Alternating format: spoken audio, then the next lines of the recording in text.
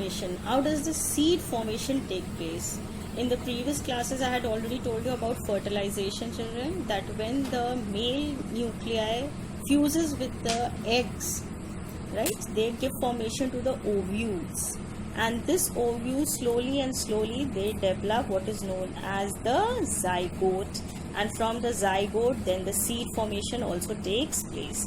The zygote divides and develops into embryo, which give rise to the plumule and the radicle of the seed. So today we are going to see, children, what is a seed. The fertilized ovule and the ovary continue to remain, and they receive the food from the main plant, and they gradually develop into seeds and fruits. You know, seeds are developed inside the fruit. Now, inside the ovule, children, the zygote keeps dividing and forms the embryo of the seed. The outer hard covering of the seed is known as the testa, right?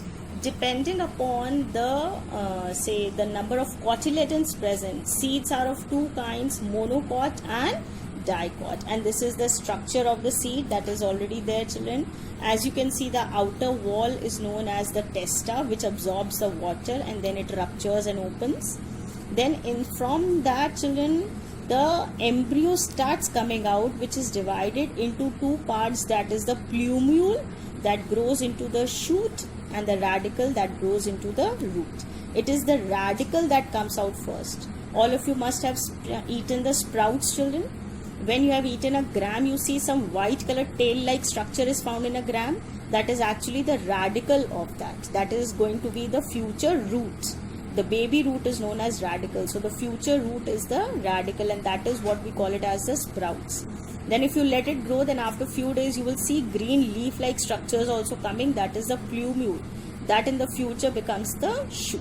And this together is known as embryo. Then there is a structure which is known as helium, children. That is the point from which the seed is attached inside the ovary. And there is a small hole just above the plumule and the radicle, that is the micropyle. From here it absorbs the water, and then the seed coat becomes swollen and it ruptures. And I have also brought a gram for you over here to see, children. This is the soaked gram. This is a soaked gram that I have taken. Right, now if you look at it very carefully, children, see, try to look at it carefully. Now this point, children, as you can see, this is the point from where this gram was attached to the plant. So this point is known as the, see in the book, children, helium. This point is known as helium. This point is helium from where it was attached. Just below the helium, maybe it is not very clear over here, children, there is a small hole, and that small hole is known as micropyle, which you can see in the book over here, children, micropyle. Okay, now I have removed the cover and I have shown you. Now this is known as actually the testa. This was the covering which was found over it. This is the brown covering which was found over the gram. And then from inside, children, these were the two cotyledons. These are the two cotyledons, see. These were the two cotyledons, right? These are known as cotyledons. Now these are also known as seed leaves, children. If a seed has two cotyledons, it is a dicot. And in case it has only one, that means you can't split it into two parts, it is just one. Like you have a rice grain or a wheat grain, it has only one. So it is known as a monocot. And from here, children, see this, I have tried to take it out and show it to you. This was actually the embryo. This was the embryo which started growing and developing, and slowly then it will change into the plumule and the radicle, right? So this is actually the embryo. I am trying to peel one and I am going to show you how it is to be done. See, this is a soaked gram that I have taken, and I am going to remove the cover of it. See, we just remove. So this cover that I am removing is known as the testa. What is it? The testa. Because it soaked water, that is why it could be removed easily. Now see, this is how it comes out. And over here, see, this is the embryo getting developed. You can see this white thing. This is actually the radicle. Had I left it for few more days, I would have been able to show you the radicle, that is the sprout that will come out. Now these are the two cotyledons, children. See, they are two cotyledons. See this. One cotyledon I have taken out, and one another cotyledon is here, and this is the, see, this is the embryo. See, the embryo. This is the embryo and this is the cotyledon. See, so I've shown you everything, children. This is about the seed, right? Now depending on the number of cotyledons present, monocot, that is they have only one cotyledon like rice and wheat, and dicot. Good afternoon, children. Today we are going to begin with types of germination. What was germination? Germination was a process of a seed converting into a seedling. So there are two kinds of germination, children, epigeal and hypogeal. The type of germination in which the cotyledons will come out of the soil. That means, look in the picture, children, the cotyledons are coming out of the soil. See the cotyledons, they are out of the soil, they are no more inside, right? So when the cotyledons come out of the soil along with the plumule, that is the baby shoot, the process is known as epigeal germination. And this epigeal germination is found in dicot seeds. Dicot seeds are the seeds that have two cotyledons, like for example cotton, beans, tamarind, gourd, etc. In this case, the cotyledons usually become green and start making food for the growing seedlings for 1 or 2 days. That means these cotyledons, they will become green in color and they will start making the food for the new baby, that is for the embryo, only for 1 or 2 days, and then they will dry up and they will start falling down. The next kind of germination is hypogeal germination. Now what is hypogeal? The type of germination in which the cotyledons will remain inside the soil. They will not come out along with the plumule. They will stay inside. This type of germination will be seen in both monocot and dicot. That means in both the seeds it will be found. In this case, cotyledons do not become green, right? So this is a difference also between the hypogeal and epigeal, children. In epigeal germination, they are found in dicot seeds. Hypogeal is found in monocot and dicot. Epigeal, the cotyledons come out of the soil. In hypogeal, cotyledons remain inside the soil. In epigeal, the cotyledons also make the food for 1 or 2 days, but in hypogeal, this does not take place. Now where it is found? It is seen in the seeds of gram, pea, groundnut, mango, rice. So both the dicot as well as in the monocot. Diagrams are important for both of them, children. You need to learn and know it. Now there is one activity 6 given, children, right? Now look here in this picture, children. I am explaining you in short. See, there's a beaker given, and in that this is a slide. And in this slide there are 3 seeds that have been attached, right? And it is put inside water, and this apparatus is put in sunlight, so that even the sunlight is there, which is falling down on all the 3 different seeds. Now after few days you will see neither A will germinate nor C will germinate. Germination will only be seen in B. Now why not in A, children? Because A is only getting the sunlight and air, it is not getting water. C is getting water and sunlight, but it is not getting air. But B is getting water, air as well as sunlight. That is why the germination can be seen in only seed B. This is important, children. Sometimes we have asked the questions related to this activity in the exams also. Next one is fruit, children. Now once the fertilization has taken place, the germination has taken place and all that, the fruit formation will also be there. There, fruit is what? In one line, children, a fruit is a ripened ovary. That means when the ovary becomes ripe, that structure is known as fruit. And when is the fruit when is the formation of the fruit taking place? It is produced after the pollination as well as fertilization. First is pollination, then is fertilization. The wall of the ovary becomes the pericarp. Pericarp is the outer layer of the fruit. The fertilized ovules inside the ovary becomes into the seed. What do the ovules change into, children? Ovules change into seed, and the whole ovary changes into the fruit. The wall of the ovary may be fleshy, like in oranges, in brinjal, papaya, etc. In cotton, ladyfinger, pea, gram, etc., the fruit wall of the ovary is dry and thin. Now, this can be seen easily in the different kinds of fruits and in the vegetables. So, such fruits that have the dry fruit wall are known as dry fruits. The fruit protects the seed. Now, what is the function of the fruit, children? The fruit protects the seed because seeds are very important for the future plants to grow. Right? The fruit protects the seed which carry the future plants in the embryo stage in two ways. When young, its green color keeps it hidden under the green foliage. That means when it is green in color, it cannot be detected easily. It remains undercover.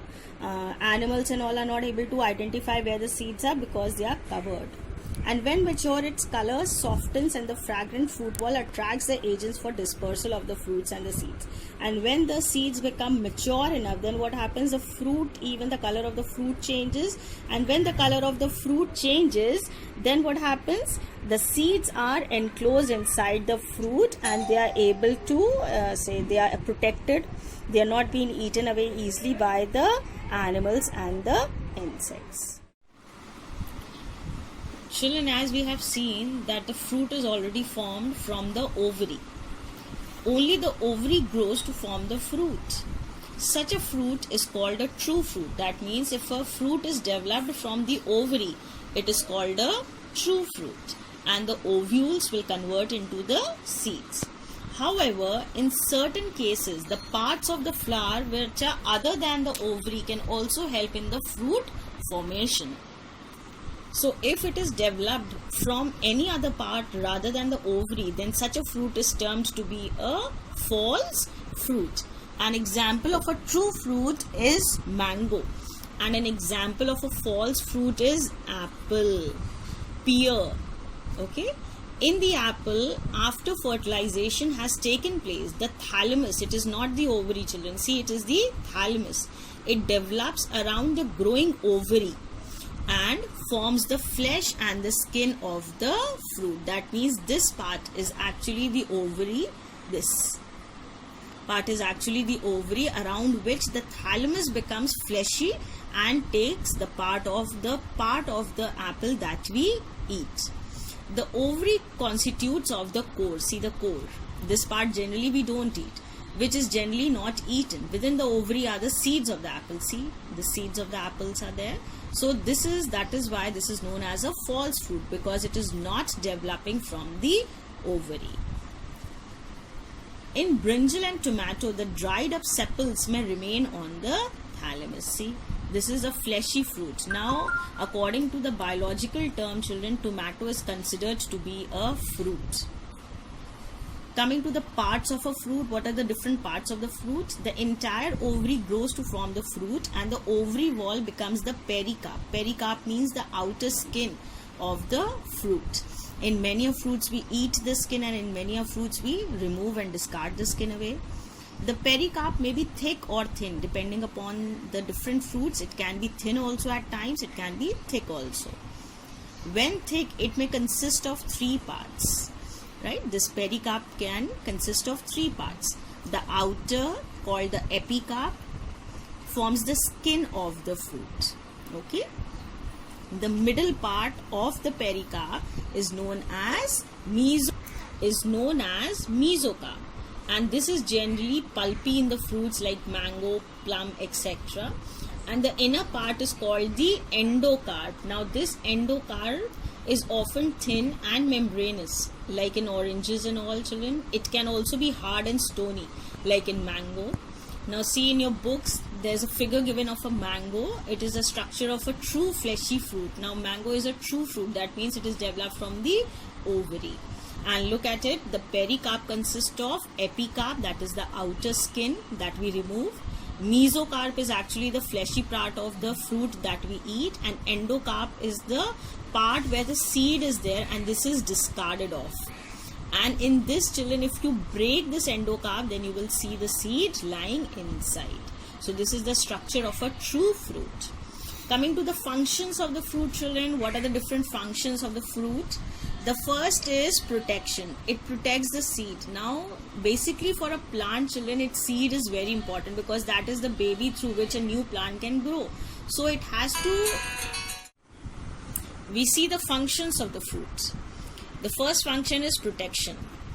It protects the seed against any kind of injury and the other unfavorable climatic conditions, because the seed is the most important part of a plant, because that is from where a new plant can take growth. It will grow into a new plant. So that is why a plant tries to protect its seed, and that is why the fruit is there.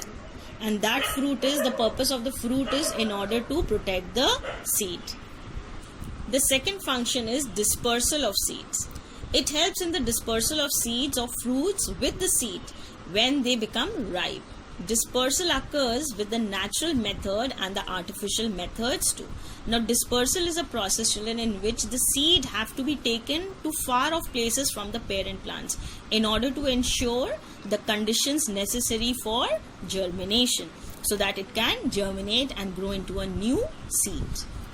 Last is the storage of food. It stores the food material, as in case of tomato, apple, mango.